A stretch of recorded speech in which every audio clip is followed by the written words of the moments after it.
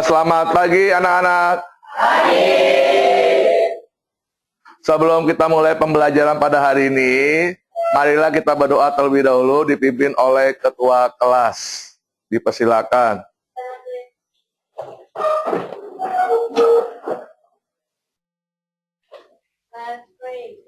Thank you, Lord.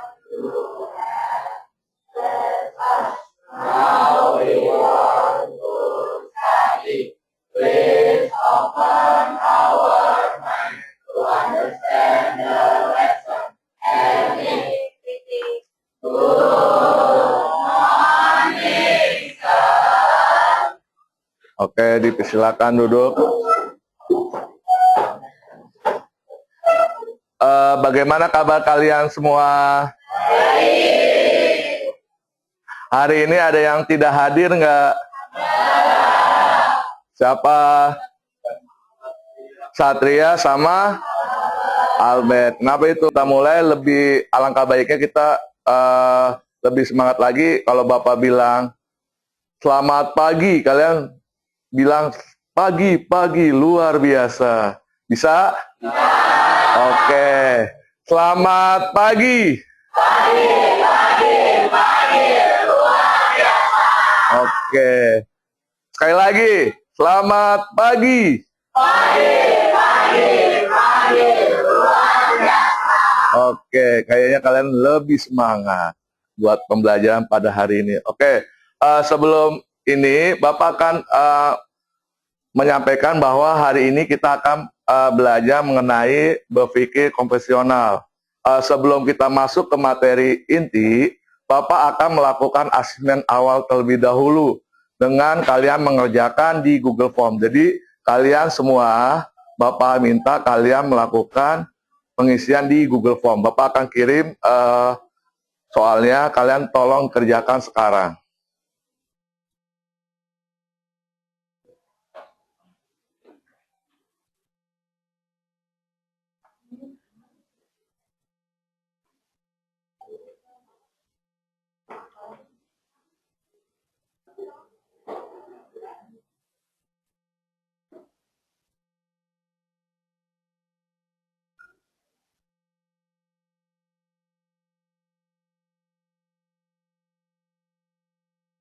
Sudah ada di WA kalian?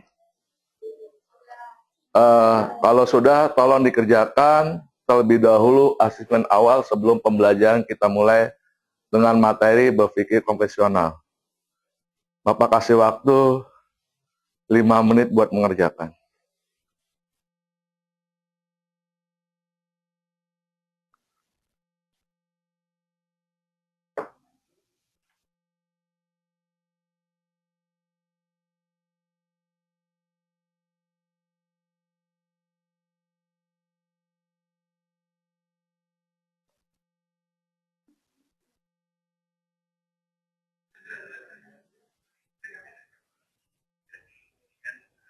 Presiden Prabowo sudah coba klik dan kita punya berbagi oke, jadi gini Prabowo, jadi informasi reshuffle tersebut beda di kalangan para politik dan pejabat pemerintah itu sejak kan terakhir sampai betul diganti beredar juga ada dari sektor ekonomi dan maupun kesejahteraan gitu ya. Nah, tapi kita tidak tahu dan tepatnya hari apa Prabowo akan menjawab.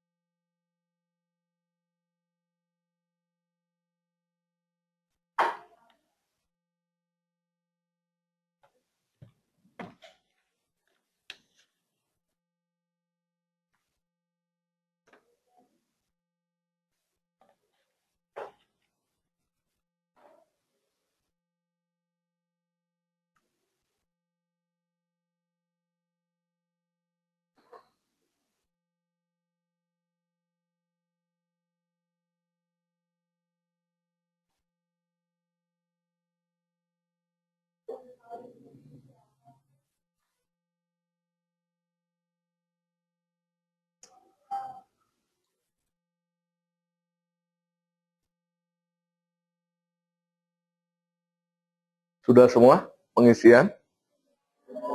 Siapa yang belum? Sudah semua ya? Oke.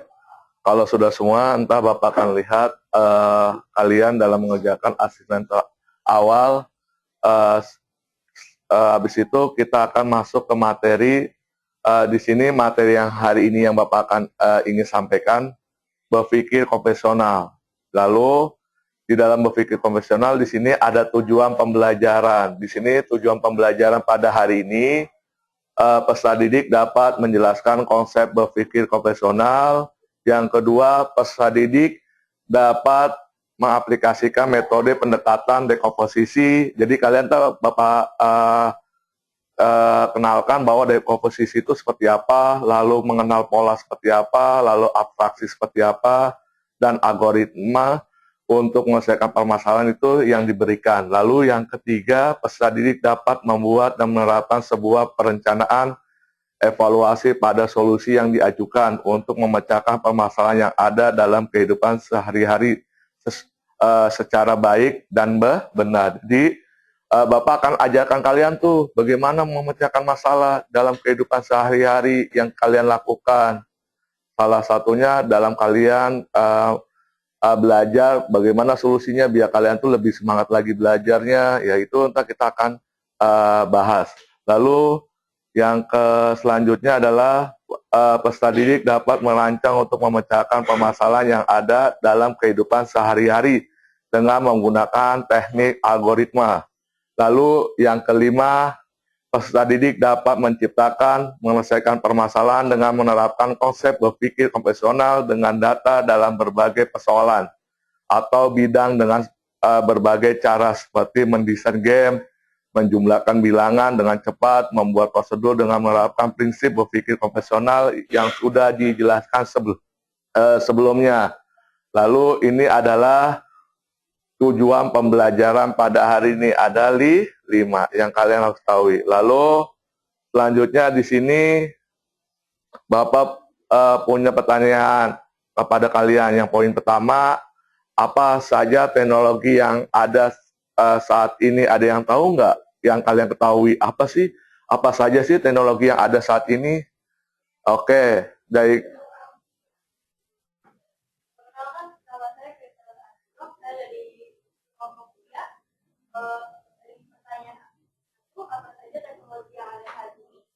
jawaban dari kelompok kami adalah komputer, HP, laptop, dan juga teknologi internet lain. Oke, bagus. Tepuk tangan. Di sini ada lagi nggak yang tahu apa saja sih teknologi yang ada di saat ini? Ada yang tahu nggak selain Kristabel? Ada tidak? Ayo kelompok siapa? Apa sih yang kalian tahu sih? Apa saja teknologi yang ada pada saat ini? Coba kelompok 1 apa? Ya, oke. Ya. AI atau kecerdasan buatan, VR, AR. Oke, bagus. Tepuk tangan.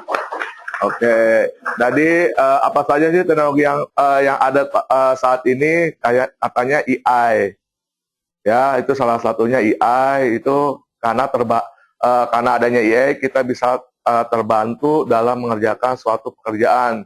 Salah satunya adalah dalam mengerjakan soal-soal latihan. Kalian bisa mengerjakan tuh di AI, ya paham ya? Lalu yang kedua, apakah permasalahan yang ada dalam kehidupan sehari-hari dapat menjadi solusi inovasi dengan bantuan perangkat teknologi komputer?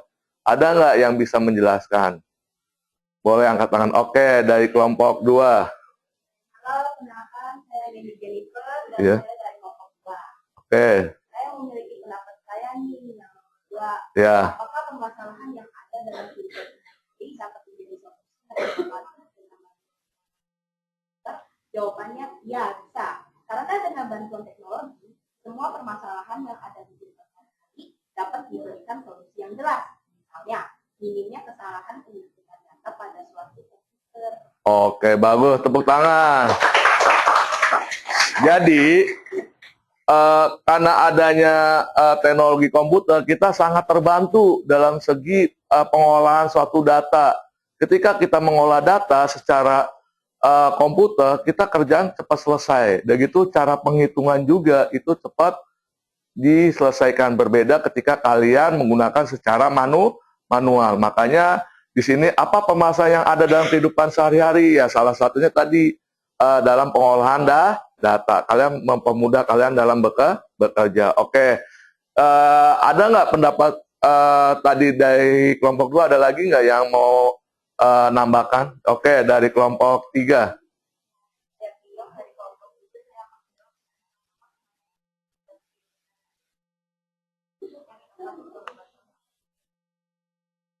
Kelompok kita untuk masalah yang ada di kehidupan sehari-hari dapat menjadi sumber inspirasi bagi inovasi teknologi komputer seperti permasalahan keuangan. Dengan adanya aplikasi OVO, GoPay, dan Dana, teknologi tersebut dapat mempermudah transaksi digital serta permasalahan transportasi. Dengan adanya aplikasi Gojek dan juga Grab dapat mempermudah dan permasalahan transportasi. Oke, bagus. Tepuk tangan. Jadi dari kelompok 3, dia dari segi keuangan kita sangat mudah. Dalam arti kita bisa bertransaksi melalui GoPay, dan gitu transportasi. Itu mempermudah kita dalam menggunakan teknologi. Ya, jadi kita mau mesan apa aja, tinggal di rumah aja tuh. Di rumah, dan gitu kita mau suatu perjalanan, kita bisa langsung pesan aplikasi melalui Gojek. Bagus pertanyaannya. Oke, dari sini ada yang mau ditanyakan nggak? Sebelum kita masuk ke materi intinya, ada yang mau tanyakan? Tidak ya, kita bisa lanjut. Di sini kalian pasti berpikir dalam arti, oh ini materi ini kok tentang apa sih? Yang menurut kalian di sini kita akan jelaskan bahwa berpikir konvensional itu adalah metode analisis dan memecahkan masalah yang mengadaptasi cara berpikir dalam ilmu komputer untuk memecahkan masalah kompleks secara efisien. Jadi, kalian bisa tuh punya masalah. Masalah kalian itu bisa lebih efisien lagi.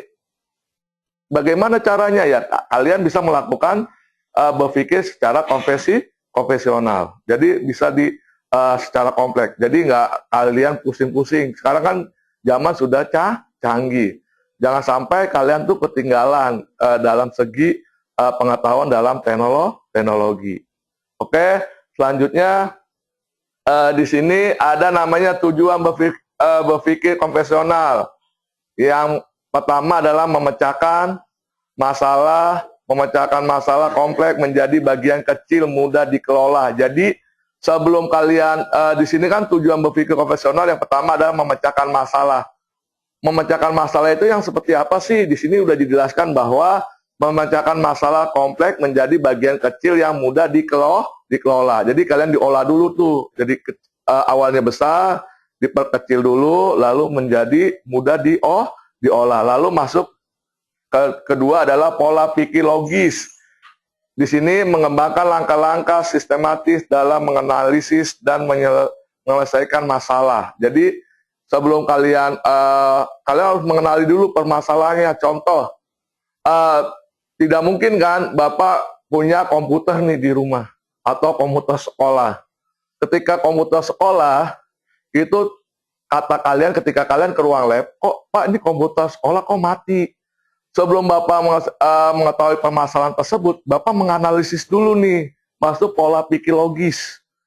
Pengembangan langkah-langkah sistematis dalam menganalisis dan menyelesaikan masalah. Ketika komputer mati itu kan Bapak nggak mungkin langsung tindakan kan.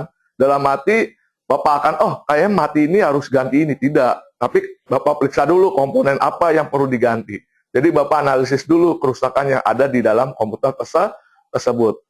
Kalau sudah ketemu baru Bapak akan ambil tindakan seperti itu. Lalu selain pola pikir logis, di sini kreativitas. Nah, itu sangat penting. Di sini mendorong solusi inovasi dengan menyusun algoritma yang unik.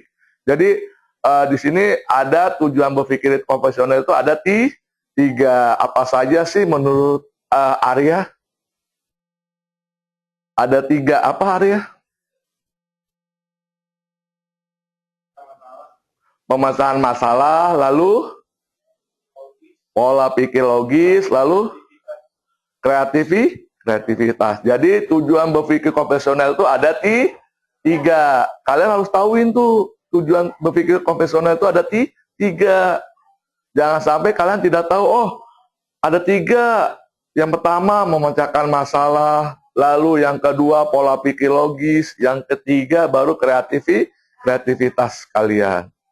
Seperti itu. Lalu selanjutnya ada juga manfaat utama. Di sini manfaat utamanya itu ada tiga. Yang pertama adaptasi teknologi, yang kedua berpikir kritis, yang ketiga kolaborasi.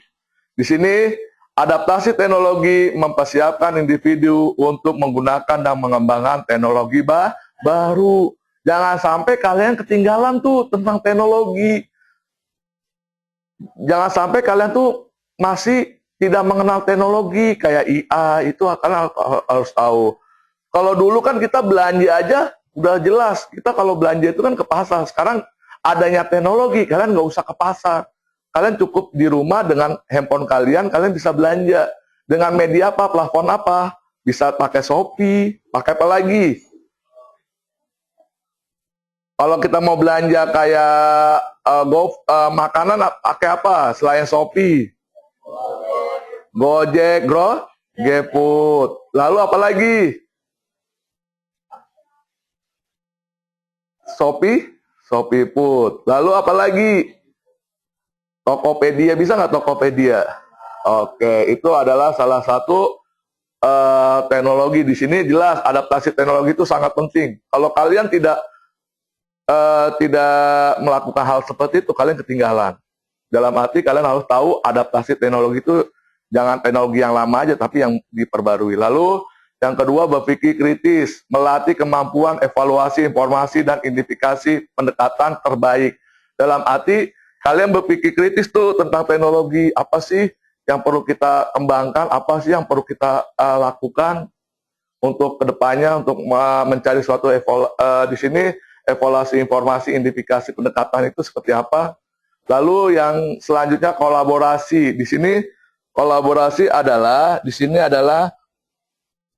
memupuk keterampilan komunikasi dan kerjasama tim dalam proyek teknologi. Proyek teknologi dalam arti kolaborasi itu secara tim, bukan individu. Tadi secara tim kalian memecahkan suatu masalah yang kalian alami. Ya, jelas ya. Dari sini ada yang mau tanyakan nggak? Sebelum kita lanjut ke materi selanjutnya, ada yang mau tanyakan? Tidak ada. Oke. Tahu ya? Oke, Bapak coba sebelum ini Bapak mau tanya sama orang yang lewat. Manfaat utama dalam berpikir konvensional itu ada berapa sih utamanya? Manfaat utamanya ada berapa? Apa saja?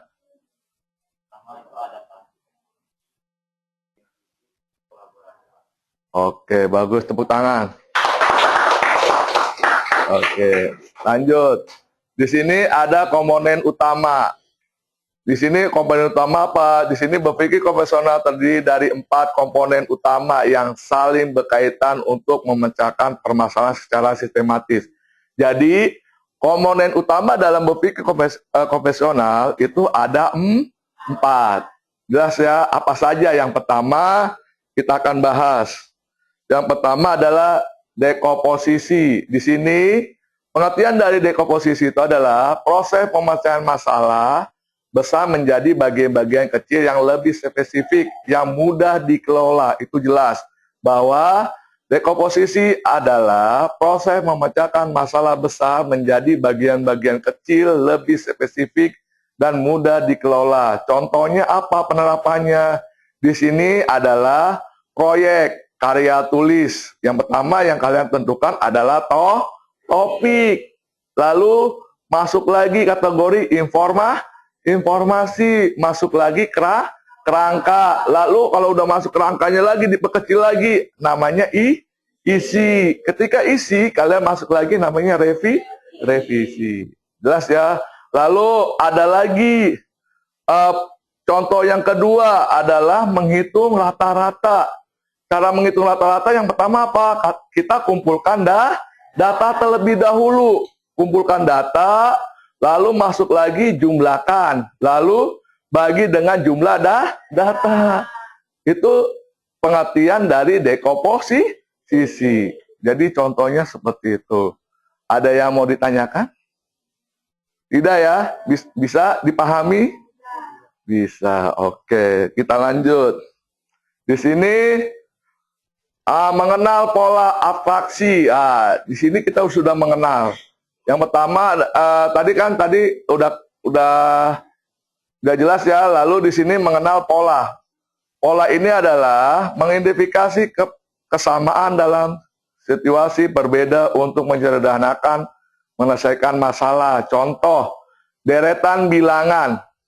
Kalau Bapak bilang di sini spidol ada? Oh ya, ini spidol ada ya. Oke.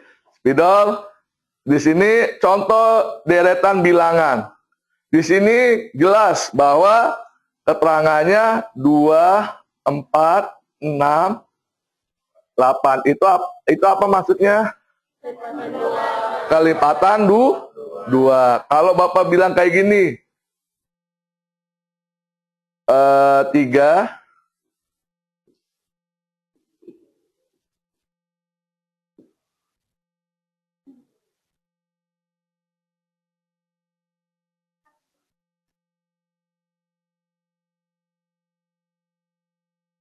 apa?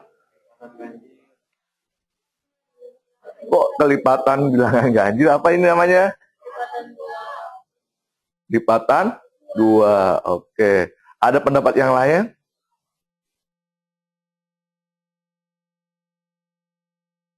Ini adalah bilangan dari bilangan ganjil, bukan kelipatan 2. Ya, karena ada 1, 3, 5, 7, 9. Jelas ya? Oke, lalu selain mengenal pola, ada lagi abstraksi. Abstraksi itu apa sih? Menyaring informasi penting dan mengabaikan yang tidak relevan untuk menyederhanakan pemahaman. Contoh, memahami kontrol kendaraan tanpa mendalami mekanisme mesin. Jadi kalian tuh nggak usah, Pak, saya kan bukan mekanik. Bagaimana saya bisa mengetahui? Ya kalian cukup memahami kontrol kendaraan aja, tanpa kalian harus tahu, oh ini mesin apa, mesin itu nggak usah. Jadi kalian cukup tahu, cukup kontrol. Ya, jadi nggak usah kalian harus tahu, oh harus kayak gini, tidak. Jadi dia jelas ya, menyaring informasi penting dalam mengabaikan yang tidak relevan, itu penting. Lalu algoritma. Algoritma ini terbagi menjadi berapa? Terbagi menjadi 3.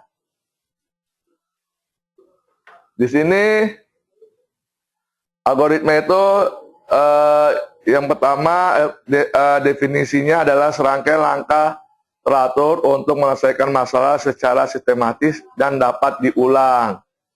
Lalu contoh sederhananya adalah membuat teh, didihkan air, masukkan teh, tuangkan air, tambah gula dan aduk. Itu contoh sederhananya.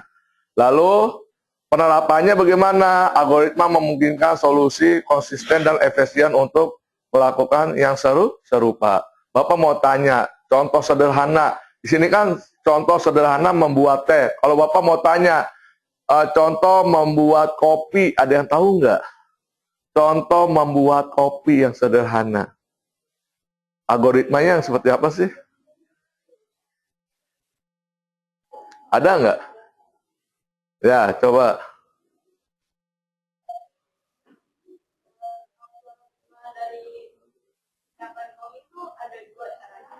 Ya. Tapi kalau kalian mau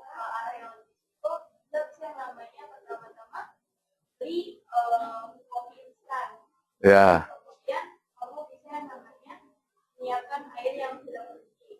ya. Kemudian buka yang namanya kopi tersebut dan tuangkan ke gelas yang sudah dengan air mendidih. Setelah itu kalian bisa aduk dan kopi pun bisa diminum. Oke, tepuk tangan. Ada pendapat yang lain? Coba dari kelompok 5. Ayo, coba Gabriel cara contoh sederhana membuat kopi. Ayo. Ayo.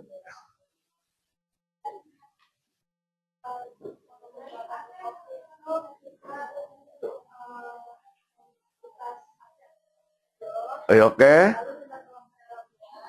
Ya. Lanjut.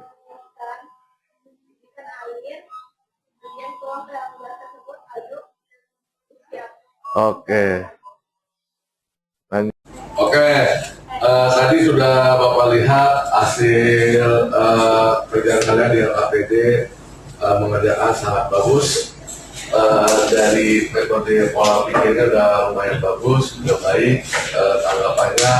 Sekarang yang terakhir adalah refleksi. Dalam refleksi ini Bapak mau tanya sama kalian. Yang pertama, poin pertama di sini apakah konsep berpikir konvensional ini dapat menolong kamu untuk menyelesaikan persoalan yang sulit baik dalam kehidupan sehari-hari maupun dalam kehidupan akademik? Jika iya, dilakukan secara sederhana mengapa bisa? Ada nggak dari poin yang pertama yang ingin menjawab di poin pertama refleksi? Oke, kalau ya dari kelompok 2, coba kelompok 2. Poin pertama.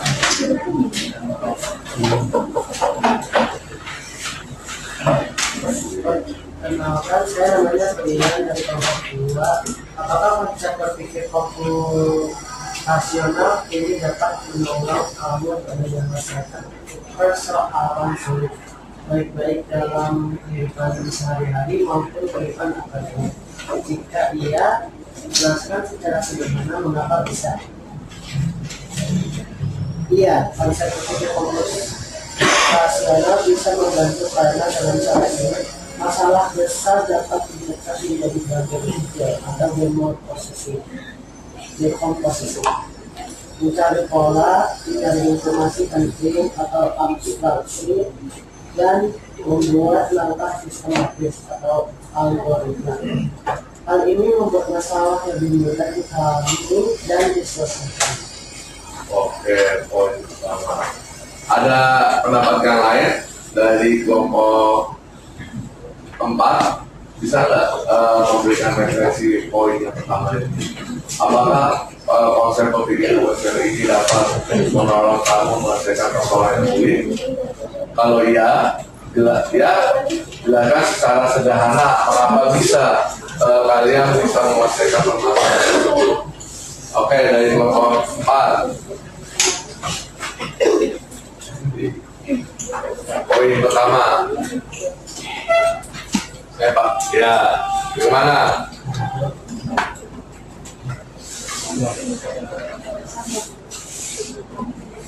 Iya, konsep berpikir komputasional dapat menolong orang membantu mengerjakan masalah. Bisa menjadi bagian kecil yang lebih mudah dan pasti menemukan pola lalu membuat pola penyelesaian secara sistematik. Dengan begitu, persoalan yang rumit bisa diselesaikan lebih cepat dan terang.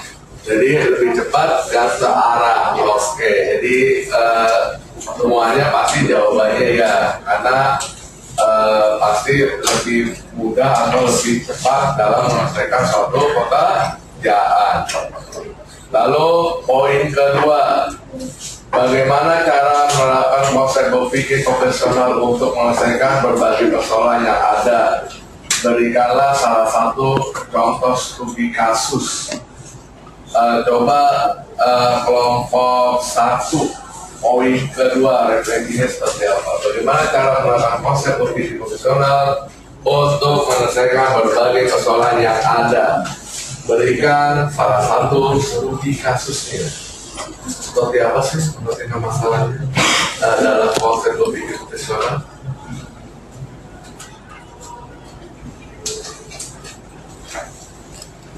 Salah satu kelompok satu boleh perwakilan saja. Ya Pak. Ya.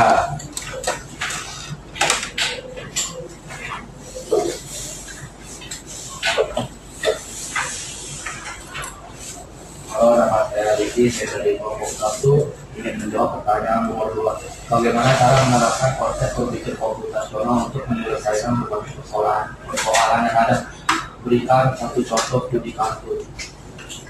Caranya itu pecahan masalah dekomposasi dari berfokus pada hal penting, abstraksi dan buat langkah-langkah algoritmanya. Contohnya itu ada merencanakan liburan, bisa jadi ditentukan tujuannya, hitung anggaran, cari tiket dan akomodasi, lalu buat jadwal. Oh, jadi spesifikasinya apa tuh? Tadi spesifikasinya apa? Studi kasusnya ini Pak, perencanaan liburan Pak. Oh, jadi perencanaan liburan. Perencanaan liburan yang bagaimana tuh? Konsep berpikir profesional.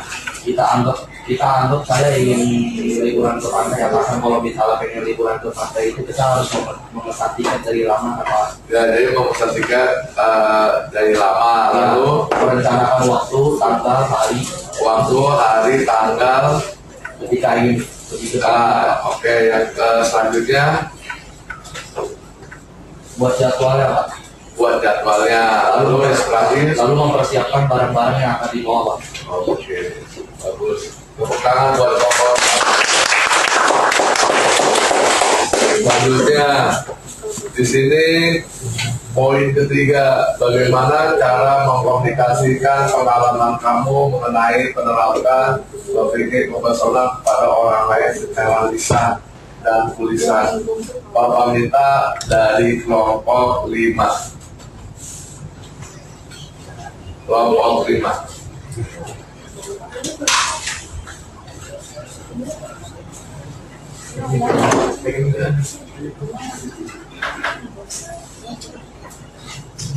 Bagaimana cara mengkomunikasikan pengalaman kamu mengenai penerapan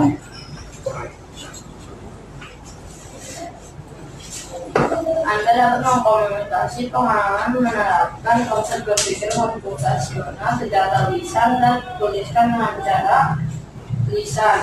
Menceritakan contoh konkret bagaimana Anda menggunakan dekomposisi, mengenal pola, abstraksi atau algoritma untuk mengatasi masalah logis, menggunakan analogi atau metafora sederhana untuk menjelaskan konsep-konsep tersebut. Oke, bagus. Tepuk tangan. Di sini kalian pasti sudah memahami dari refleksi yang materi yang Bapak sampaikan pada hari ini. Berpikir profesional, Bapak minta buat mengambil kesimpulan dari materi pada hari ini. Bapak minta dari kelompok 2 bisa menyimpulkan semuanya berpikir profesional. Bapak persilakan buat kelompok 2 buat mengambil kesimpulan dari materi berpikir profesional. 2.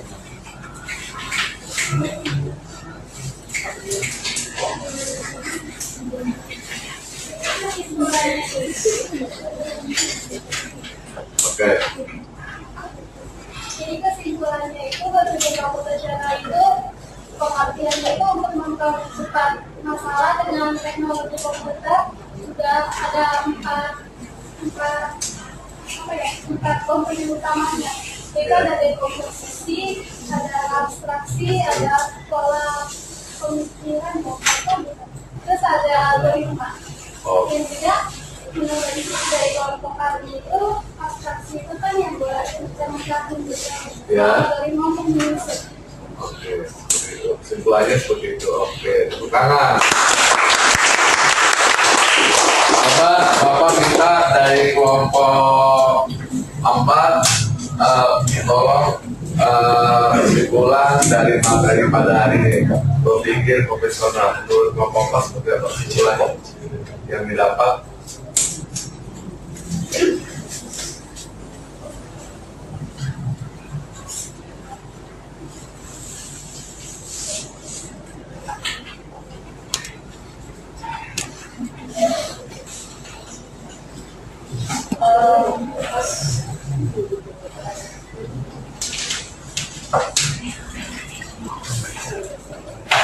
Kesimpulan dari materi ini, berpikir komposisional ini berjelas kalau materi ini bisa namanya membantu memecahkan masalah dengan lebih efektif dan efisien. Juga secara lebih sistematis, mulai dari memecahkan masalah besar jadi lebih kecil. Dan juga bisa yang namanya membuat kita mengenal pola, mengambil informasi yang tadinya terinci sekarang jadi lebih gampang buat dibaca. Dan sehingga kita bisa yang namanya menemukan solusi. Itu salah dari berpikir profesional. Oke, tepuk tangan. Jadi dari hasil kesimpulan dari semuanya, jadi berpikir profesional itu sangat membantu dalam kehidupan sehari-hari dalam menyelesaikan suatu permasalahan apa aja tadi, permasalahan dalam belajar, permasalahan dari mencari rute cepat tadi ada kan, itu adalah salah satu atau gambaran dalam pola pikir profesional. Seperti itu. Dari materi ini ada yang kurang jelas nggak? Tidak ada ya. Kalau tidak ada, untuk materi selanjutnya Bapak akan membahas mengenai teknologi informasi dan komunikasi. Karena tidak ada yang bertanya atau ada kesulitan, Bapak anggap materi pada hari ini sudah cukup jelas. Kalau sudah cukup jelas, Bapak minta untuk masing-masing kelompok untuk membawa hasil kerja LKPD ke depan.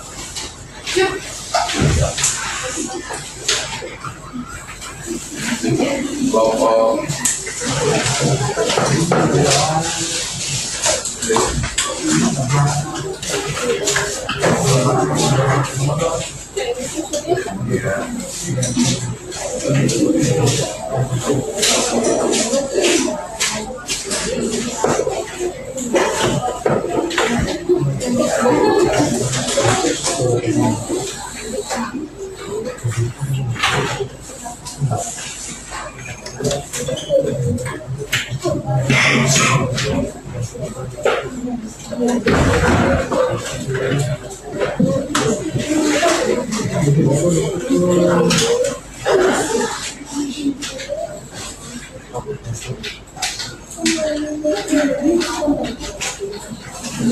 sudah kelompok 1 dan 2.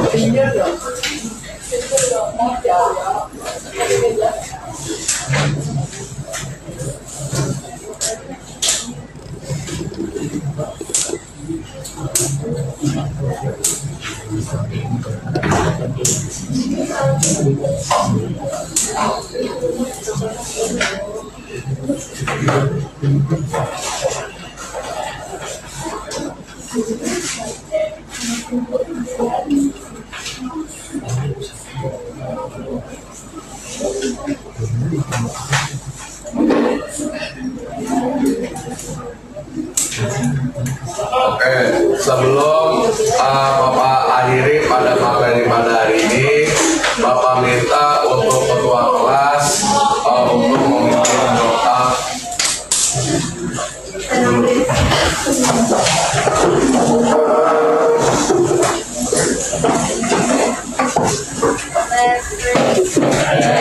Thank you, Lord, you have educating us. Now we want to go. Please set us until